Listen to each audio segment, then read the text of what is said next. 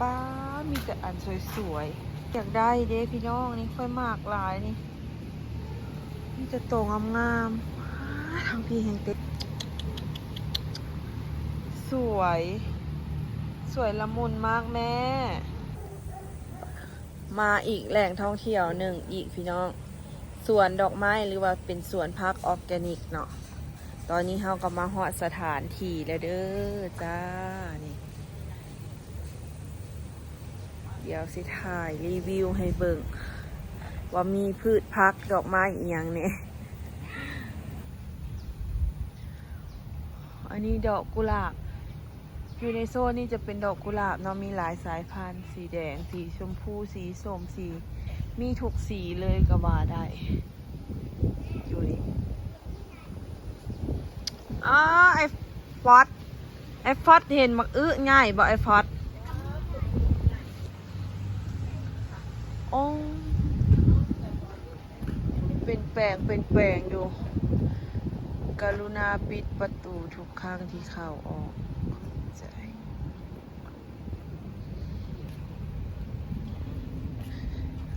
อันนี้ก็เป็นแปลงดอกไม้เนาะตัวนี้เนาะ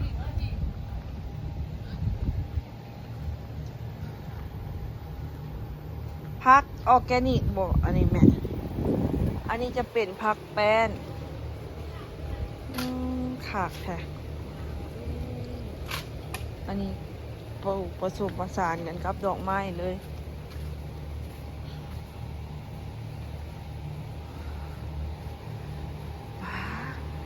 พี่น้องคอยเห็นของหมากคอยแล้วอยู่ในนี้นะของที่คอยแบบว่าซื่นซอกอันนี้เป็นอันแค่หลอดบอกว่าคือพี่น้องเอ้ยค่อยมากให้ได้นี่พวกแบบกระบองเพชรอย่างนั้นป้ามีแต่อันสวยๆอันนี้เป็นจระเข้น้อยกระบองเพชรก็ค่อยอยากได้เด้พี่น้องนี่ค่อยมากหลายนี่มีแต่โตงามๆทางพี่แห่งเต๊ปาดนี่สวยละมุนมากแม่ต่อ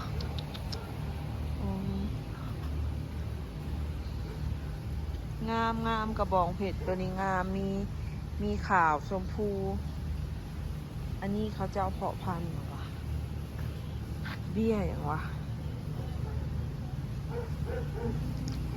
อันนี้เป็นมักเล่นได้นี่คอยดาวโบพีทเนาะ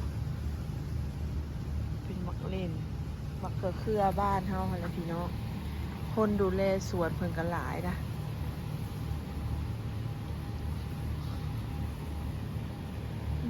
อันนี้เพิ่นก็เคลื่อนย้ายออกหลายแล้วเพราะว่าใหญ่แล้วเพิ่นก็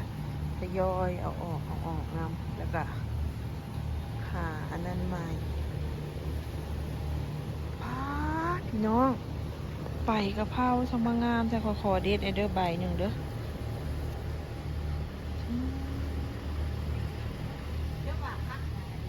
ฮะดอกเรืองๆอยู่ในนี้ผักแป้นนี่มักตบเป็บชีได้อันนี้ละเด่นดอกหมักตบเป็บแบบนี้ฮะเบาะหมักคันๆอันน่ะอยู่ในสวนผักเป็บนี่นะ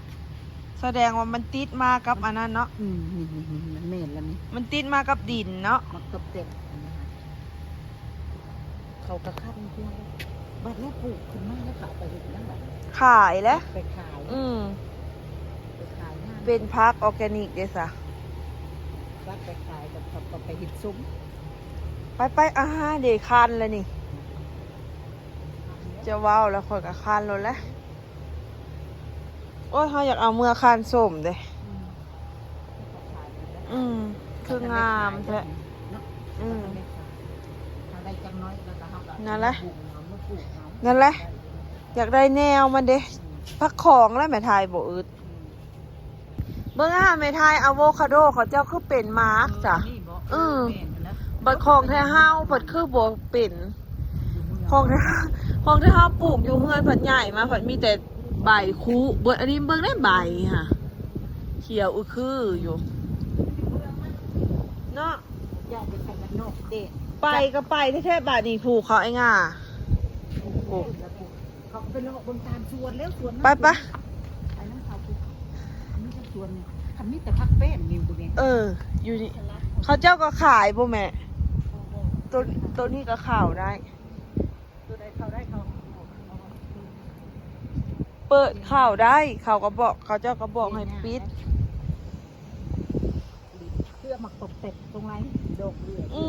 นะคะ แล้วมันอยู่น้ำดินนี่ไม่ทายเห็นดิฮะลาไอ้แท้ น้อยนี่เขาเสียงานน้อยมั่งกระเตะนี่ มีน้ำตกบ่พอดอันนี้คะน้าส่วนนี้เป็นคะน้าเด็กเขาเจ้าให้น้ำนี่ไม่ทายให้น้ำทางอันท่ออันนี้เลยอืมงามเลย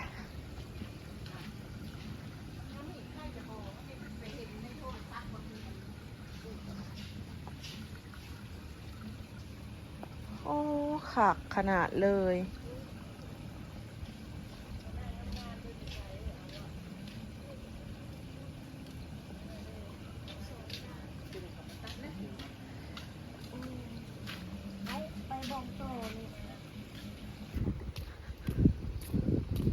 อ๋อ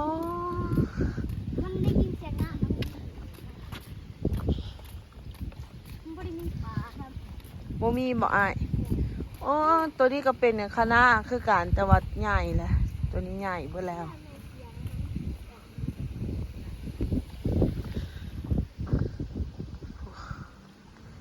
เป็นภูเนาะเขาอยู่ในภูในนี้ได้ กรุณาปิดประตูทุกครั้ง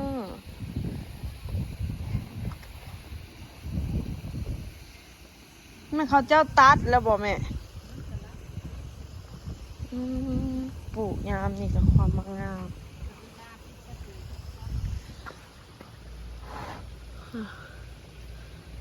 งามแท้ใหญ่แล้วตัวนี้นะ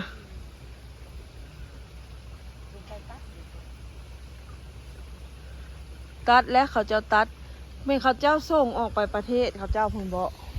ยังส่งออกไปจีนคุณบอก จีนเป็นราคาของเราใบจีน ต้องใบจีนจีนเป็นราคา อันนั้นก็เก็บสลัดอันนี้เนาะ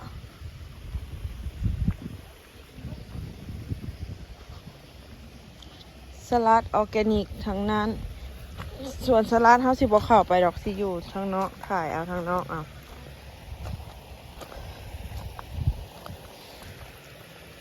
ใหญ่เลย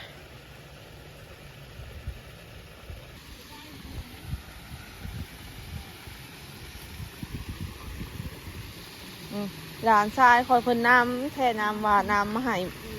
น้ำเที่ยวเลย น้ำมาให้เบิ่งน้ำตกอันนี้มีน้ำตกด้วยมีน้ำตกด้วยแม่เอ้ยเพิ่นว่าเพิ่นสิเอิ้นคอยแม่ดอกเพิ่น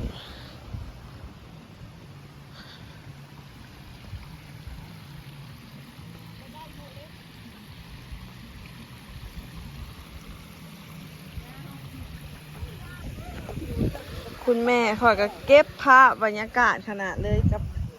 คุณสามีเพิ่นกับคุณพ่อ โอ้มันพอซักแล้วอันนี้ฮะ สิได้ไหมทาย กาดห่อ และมันทันได้ห่อค่ะ มันตายติดตายน้ำบกโคมันได้ไม่เจอ พวกแล้วเขาเจ้าบ่ได้ใส่ปุ๋ยเนาะทางนี้ผัดดอกไม้บ่พี่น้อง โอ้ยสลัดแดงนี่เขาเจ้าก็เก็บคือกันได้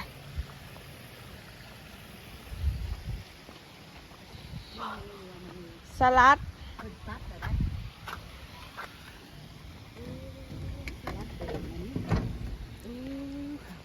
ข่าวบ่ได้ ใหญ่เนาะ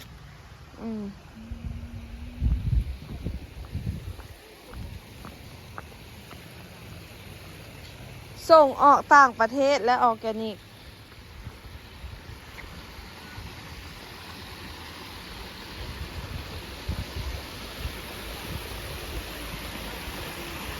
อุ้ยเสียงน้ำตกนี่ว่า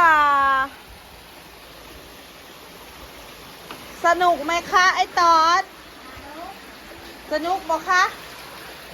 โยกพลาดได้ สนุกครับเราเลยแม่สนุกครับ นี่ต้นคริสต์มาส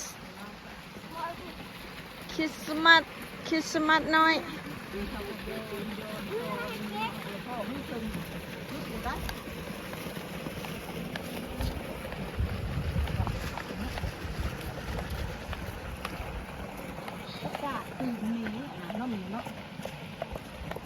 กวางตุ้งบ่หรือผักกาดซอมเหรอไอ้ง่าไปหอดสาย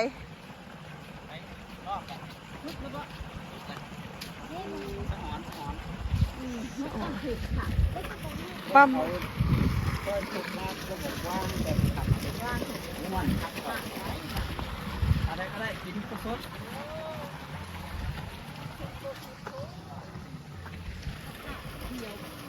ตีนหมี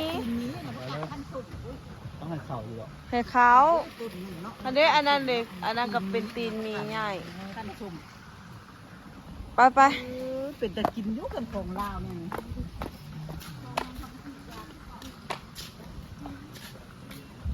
ไม่เป็นว่าชุดแล้วก็กลับมาดิ สิกลับแล้วนี่ค่ะ ไม่คือไปโตบน ต่อบอลได้อ้าย บนอันว่า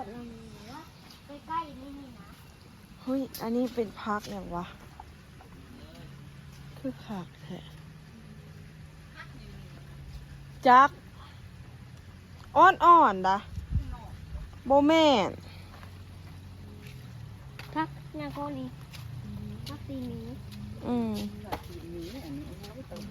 อันนี้จักพักเนี่ยง แม่แล้วก็ไปโตได้ฮะเด็กแม่ ไปต่อในไซส์5สิกลับแล้ว ใกล้ๆนะแล้วก็ไปบอกกับใคร ก็มีคือการหันแล้วไปะไปนี่ฮาว ครับเต่าก ลับบ้านค่ะ บรรยากาศรอบๆก็จะประมาณนี้เด้อสวนพักออร์แกนิก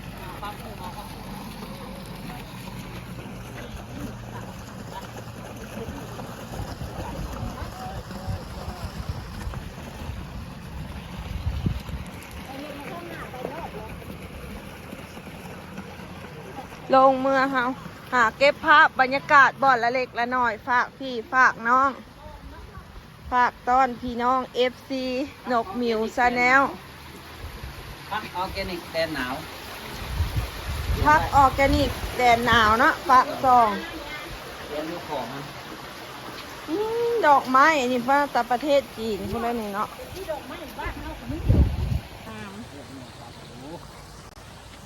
ฝั่งนั้นก็มีแต่ว่าจักสิเป็นพักอย่างเฮาเบิ่งฝั่งนี้ก็คือการหั่นแหละเนาะ ตัวเดียวนี่ครับ สลัดแดงค่ะเด้ ต้องพักเดี๋ยวความตัด บรรยากาศกสิประมาณนี้เด้อพี่น้องเอ๋ยกสิได้